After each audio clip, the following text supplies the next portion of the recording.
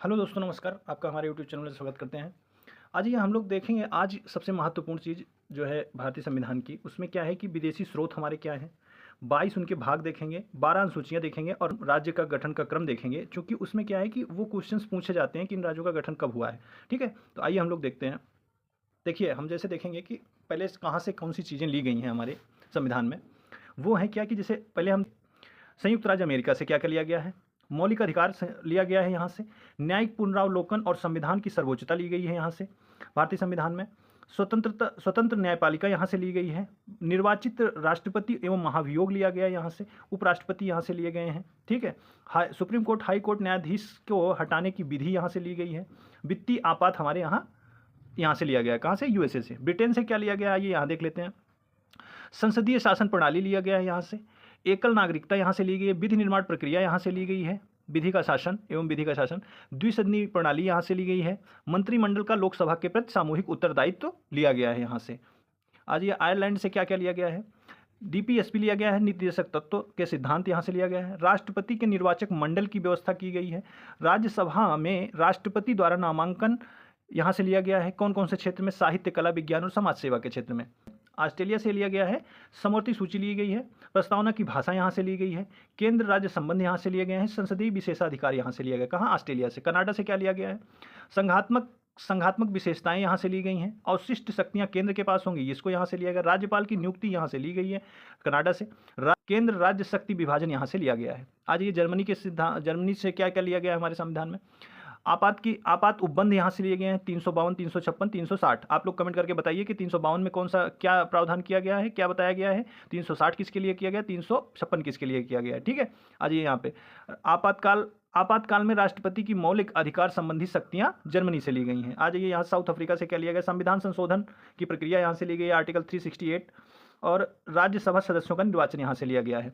रसिया से क्या लिया गया है, रूस से लिया गया मौलिक कर्तव्य।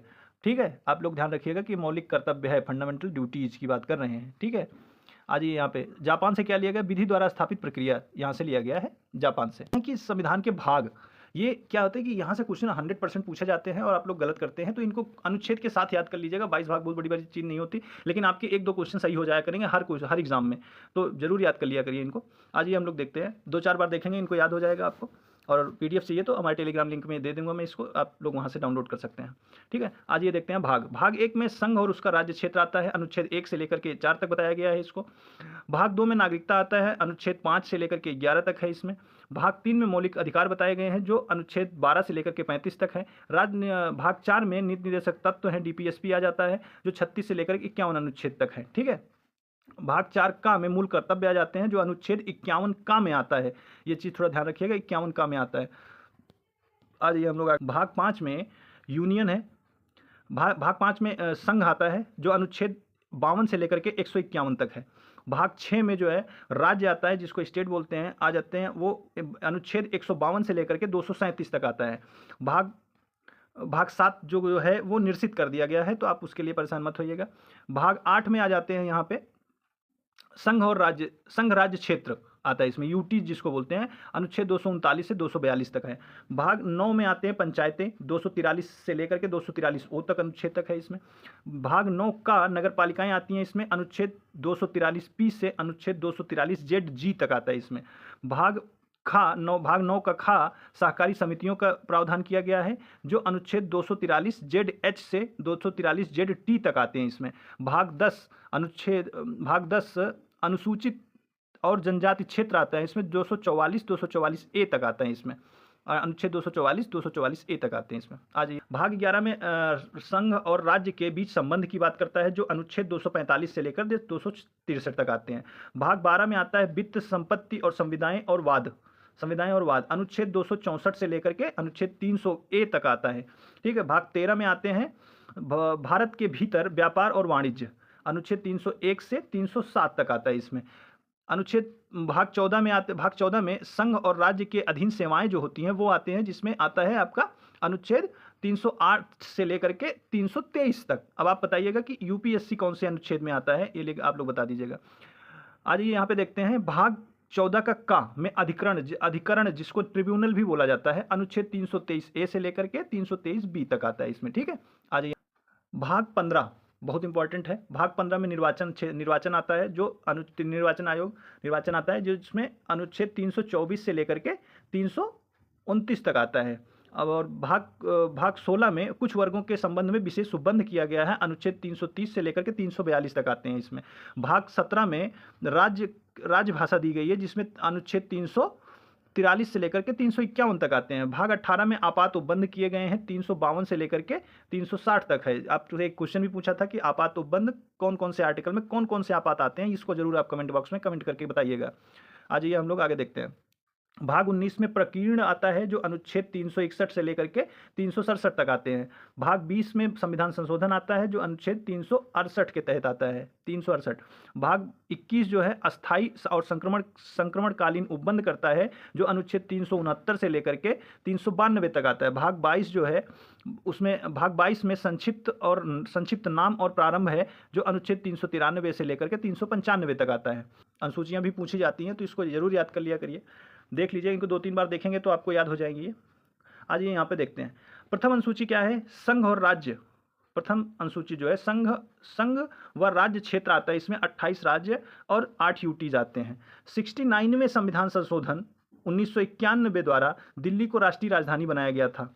ये क्वेश्चन बहुत इंपॉर्टेंट है, कई बार पूछा जा चुका है। आज ये यहाँ पे देखते हैं। द्वितीय अनुसूची जो होती है उसमें विभिन्न पदाधिकारियों के वेतन और भत्ते पेंशन आते हैं, ठीक है। इसमें राष्ट्रपति, राज्यपाल, लोकसभा अध्यक्ष, उपाध्यक्ष, राज्यसभा अध्यक्ष, उपाध्यक्ष या सुप्रीम कोर्ट, हाई कोर्ट के न्यायाधीश कई आते हैं, ठीक है। इसमें क्या है? पेंशन, वेतन, भत्ते, ठीक है। पहले क्या करेंगे? पहले वेतन लेंगे, ठीक है। तो आप ये ना याद रखिएगा, पहले वेतन लेंगे, उसके बाद शपथ लेंगे। तीसरे में शपथ आता है, तो लोग इसको मिस कर जाते हैं, इस वजह से इसको याद रखिए, पहले वेतन लेंगे फिर शपथ लेंगे, ठीक है। शपथ। अब आ जाते हैं तीसरी अनुसूची जो है, उसमें क्या है कि पद ग्रहण के समय ली जाने वाली शपथ आती है, जिसमें मंत्री और सुप्रीम कोर्ट, हाई कोर्ट के न्यायाधीश आते हैं। इसमें एक अपवाद है, राष्ट्रपति की शपथ इसमें नहीं आती है, ये चीज़ याद रखिएगा। ये क्वेश्चन यूपीएससी में भी पूछा जा चुका है। आज ये चौथी अनुसूची में क्या आता है? चौथी अनुसूची में राज्यों और संघीय क्षेत्रों की राज्यसभा में प्रतिनिधित्व क्या है, राज्यसभा की सीटें में उनका प्रतिनिधित्व क्या है, वो वाले आते हैं इसमें, ठीक है। आज ये यहाँ पे देखते हैं। पांचवी अनुसूची आ जाती है। पांचवी अनुसूची में क्या है कि अनुसूचित क्षेत्र और अनुसूचित जनजाति के प्रशासन और नियंत्रण का उल्लेख है। एससी और एसटी के प्रशासन और नियंत्रण की बात, के क्षेत्र के प्रशासन नियंत्रण की बात करता है, ठीक है। ये इसको विस्तार पूरे भारत में लागू है, ठीक है। छठी अनुसूची 4 राज्यों को छोड़ करके, ठीक है। हाँ, ये पांचवी अनुसूची ये था, ठीक है, यहाँ तक आ जाता है। उसके बाद आ जाते हैं यहाँ पे छठी अनुसूची। छठी अनुसूची क्या है? विशिष्ट जनजातियों का प्रशासन की बात करता है। इसमें याद रखने का तरीका क्या होता है? AMTM, ये लिखा हुआ है AMTM, ठीक है। तो असम, मेघालय, त्रिपुरा, मिजोरम। अगर आप इनको एक तरीके से और भी याद कर सकते हैं कि ये 4 राज्य ऐसे हैं जो एक दूसरे से जुड़े हुए हैं, इनको ध्यान रखिएगा कि देखिए, जैसे असम है, असम जो है मेघालय से जुड़ा हुआ है, मेघालय जो है वो त्रिपुरा से जुड़ा हुआ है, और फिर मिजोरम भी है, ये भी जुड़ा हुआ है। तो ऐसे याद रखिएगा कि सब एक दूसरे से ज्वाइंटेड हैं ये, ठीक है। AMTM याद करेंगे तब भी आप भूलेंगे नहीं। आ जाइए। सातवीं अनुसूची में क्या है कि सातवीं अनुसूची की शक्तियाँ जो है वो विभाजित की गई हैं शक्तियों को, ठीक है। इसमें देखिए, संघ सूची आ जाती है, राज्य सूची आ जाती है, समवर्ती सूची आ जाती है। संघ सूची पे केवल केंद्र सरकार कानून बना सकती है, और राज्य सूची पे राज्य सरकार कानून बना सकती है। समवर्ती सूची पे दोनों लोग कानून बना सकते हैं, लेकिन टकराव की स्थिति में केंद्र को वरीयता दी जाती है। आज ये हम इसमें विषय की संख्या देख लेते हैं। संघ सूची में जो विषय हैं पहले 97 थे, वर्तमान में अभी 100 विषय हैं, ठीक है। और ये देखिएगा कि पहले 97 विषय थे, अभी 100 विषय हैं। और ये देखिएगा कि इसमें ये भी कई बार पूछ लेते हैं कि ये किस में आते हैं, इनको याद जरूर कर लीजिएगा, क्योंकि इसमें पहले क्वेश्चन जो पूछे गए हैं वही मैंने इसमें ऐड किया है। जैसे रक्षा केंद्र का विषय है, विदेश मामले केंद्र का विषय है, युद्ध शांति केंद्र का विषय है, रेल, डाक और तार केंद्र का विषय है, मुद्रा और बैंकिंग ये भी केंद्र का विषय है, परमाणु शक्ति केंद्र का विषय है। आप देखिए कि इसमें आ जाते हैं राज्य सूची में। राज्य सूची में क्या है कि 66 विषय थे पहले, अभी 61 विषय हो गए हैं, ठीक है। इसमें कम हुए हैं, तो ये चीज़ ध्यान रखिएगा। इसमें कौन कौन से विषय आते हैं? शांति व्यवस्था राज्य का विषय है, पुलिस राज्य का विषय है, जेल राज्य का विषय है, स्थानीय शासन राज्य का विषय है, कृषि राज्य का विषय है, जन स्वास्थ्य राज्य का विषय है, राज्य व्यापार राज्य का विषय है, और उसके बाद यहाँ पे देखिए न्याय विभाग राज्य का विषय है। समवर्ती सूची में आ जाते हैं हम लोग। समवर्ती सूची में देखिए, केंद्र और राज्य दोनों कानून बना सकते हैं। 47 इसमें पहले विषय थे, अभी 52 विषय हैं, तो बढ़े हुए हैं इसमें कौन कौन से विषय आते हैं, ये बहुत पूछे जाते हैं, इसको जरूर याद कर लीजिएगा। इनको जरूर याद कर लीजिएगा, ये 100% क्वेश्चन पूछे जाते हैं। दीवानी फौजदारी कानून समवर्ती सूची का है। विवाह और तलाक जो संबंधित होता है वो भी समवर्ती सूची का। शिक्षा जो है समवर्ती सूची का विषय है। आर्थिक नियोजन ये भी समवर्ती सूची का। बिजली जो है ये भी समवर्ती सूची का विषय है। समाचार पत्र ये भी समवर्ती सूची का है, श्रमिक संघ समवर्ती सूची का है, वन भी समवर्ती सूची का है।